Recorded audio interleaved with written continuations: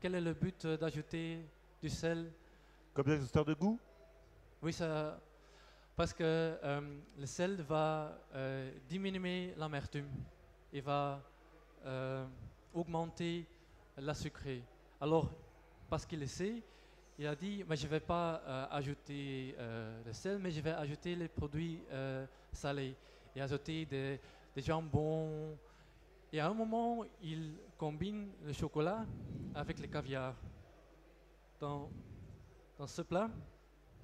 Et c'était une très belle mariage. Et Heston veut toujours savoir pourquoi ça marche. Alors il a téléphoné à François Benzi. François Benzi est venu. Ils ont analysé le chocolat et le caviar. Et apparemment, il y a des molécules dans le caviar qui sont aussi importantes pour l'arôme du chocolat et l'autre. À ce moment, ils ont fait une hypothèse qu'on peut combiner des produits, aliments, vin ou boissons, le moment les produits ont des molécules importantes en commun. C'est-à-dire que l'association, ce n'est pas de l'ordre de la culture, c'est de l'ordre du scientifique par rapport à la communauté de molécules. Oui, et le grand avantage de ces hypothèses, c'est que ça ouvre beaucoup des horizons, parce qu'on ne regarde pas seulement dans son culture qui est appréciée, mais on a une porte à toutes les possibles combinaisons dans tout le monde. Et pour vous expliquer, on a ici quelques arômes. On va commencer avec un molécule qui s'appelle méthylhexanovate. C'est une molécule aromatique. Comment elle s'appelle? Méthylhexanovate. C'est super sexy. Si. Alors, on va passer les papiers et c'est à vous de sentir, aspirer, à quoi ça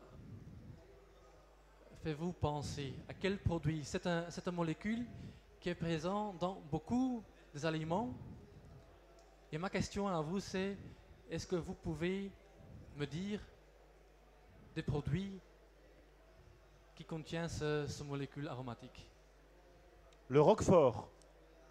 Waouh. Oui, Non? oui, oui, tout à fait. Fromage bleu. Alors, Fromage bleu de brebis. Fromage bleu. Qu'est-ce qu'on a d'autre?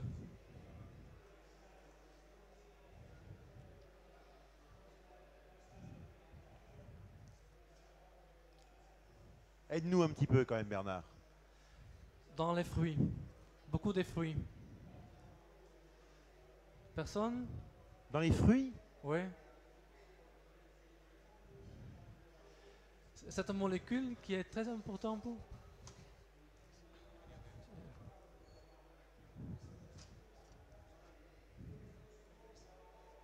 Les fraises. Oui, mais c'est pas typiquement pour faire les fraises. On va vous donner une autre molécule qui est le plus importante des fraises après. C'est des autres fruits. Ananas. Parfait. C'est la molécule qui est de plus pour l'ananas. Piña, ananas. Pina, tout à fait. Alors, on a le roquefort, on a le fromage bleu. Oui. On a. C'est le but du jeu, c'est qu'on gagne. Non. Ouais, peut-être. Alors, l'hypothèse dit que on peut combiner les produits qui ont des arômes importants en commun. Cette molécule méthylhexanovate est une molécule importante pour le fromage bleu, pour l'ananas. Alors, on peut faire une association comme celui-ci. On a un gilet d'ananas, un fourme d'Ambert qui est un fromage bleu, on a le pomme, on a le fenouil, on a un cocon d'ananas et on a un sirop de liège. Alors, le sirop de liège est un jus de poire et de pommes réduit jusqu'à caramélisation. Ouais. Tout le monde ne connaît pas forcément. C'est un truc très belge. Okay. Alors, cette recette, ce plat est basé seulement sur ce molécule que vous avez aspiré, sentir. Tous les produits ont ce molécule en commun. Alors, c'est un exemple comment l'hypothèse fonctionne. Mais comme vous pouvez imaginer, les chefs ne vont pas chercher dans les publications scientifiques et dans l'Internet des molécules parce que certains aiment, mais beaucoup de gens n'aiment pas la chimie. Et ce qu'on a fait, il y a 3 ans, on a lancé à Lo Mejor de la Gastronomía à San Sebastián un site internet. On va vous expliquer. Où on a à peu près 400 produits qui est gratuitement. Vous pouvez chercher toutes les possibles combinaisons. Mais pour expliquer encore un peu plus, on va vous. Je vois que vous avez déjà le boisson. On va vous expliquer food pairing basé sur la bière. Alors on a une molécule dans l'ananas. On va un peu plus complexe, on va regarder toutes les molécules qui sont importantes pour une bière belge, l'EF. Et quand vous êtes sponsorisé par l'EF? Bah, on a analysé. C'est un mauvais esprit français, je suis désolé. Ce qu'on fait, on prend la bière et on a une machine qui s'appelle gas chromatophie, mass spectroscopie. C'est une machine qui va, on a un conteneur avec la bière, on va passer par la machine va faire les molécules, pas dans un, mais c'est pas ensemble. D'accord, qui va séparer, séparer les molécules, et après il y a une machine qui va détecter toutes les molécules.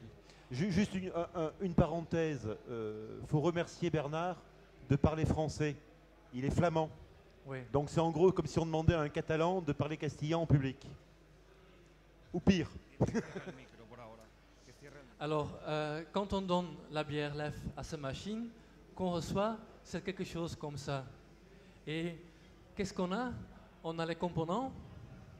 C'est pas tout, c'est une sélection. On a les composants. Ici, on voit la concentration. Et ici, on a quelque chose qu'on appelle Flavor Threshold Concentration. Alors, c'est le threshold, je ne sais pas en français le mot. C'est trace. C'est une barrière. Dessus, on ne sent pas la molécule. C'est la limite de perception sensorielle. Ouais. En français, je pense. Et limite de perception sensorielle. Et on a dit que le food pairing c'est basé sur des molécules importantes. Ça veut dire quand je prends le café a 800 molécules, plus de 800. On ne va pas regarder à tous les 800 parce que ça ne vaut pas la peine. On va seulement regarder les molécules qui sont importantes pour l'arôme de café. Ici, pour la bière, on peut détecter 50, 60, beaucoup plus de molécules. Mais ce qu'on fait, c'est on a la molécule, on a la concentration dans la bière, et ici, on voit la barrière. Alors, la concentration est plus haute que la barrière. Alors, ça veut dire que cette molécule est une molécule importante pour l'arôme de la bière. C'est une molécule que l'on perçoit. Oui. Autrement, éthyl octanoate, la concentration est en bas, alors on ne sent pas. Perçoit pas. Si on a un porte, le porto, c'est une molécule qui est typiquement pour le porto, on a une concentration plus haute que 900. Alors, ce qu'on a ici, c'est les 7 arômes qui sont déterminants pour l'arôme de la bière. On va vous passer quelques arômes. Je vais vous passer ici.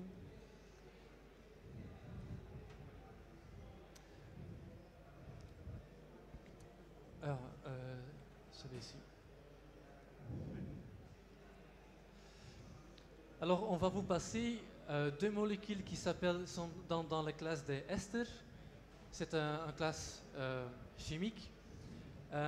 Et ce sont des produits qui sont typiquement fruités et sont présents dans le fruit. Okay? Mais on fait aussi ces molécules par la fermentation.